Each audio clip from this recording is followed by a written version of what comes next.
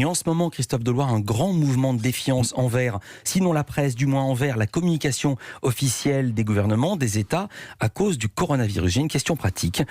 Vous êtes pas tout à fait en odeur de sainteté, c'est un euphémisme en Chine. Est-ce qu'il faut croire les autorités chinoises quand elles disent que l'épidémie décline en Chine ?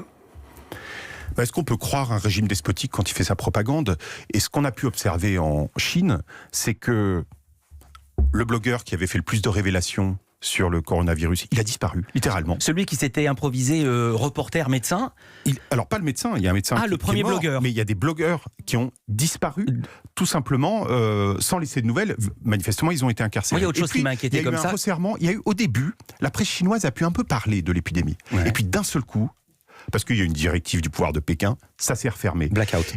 Et quand il y a un blackout, quand on est condamné, et on l'est nous tous, il n'y a pas que les Chinois, on l'est nous personnellement en France, quand on est condamné à écouter la propagande de Pékin là-dessus, ou la communication diront certains, évidemment on a des raisons de se défier.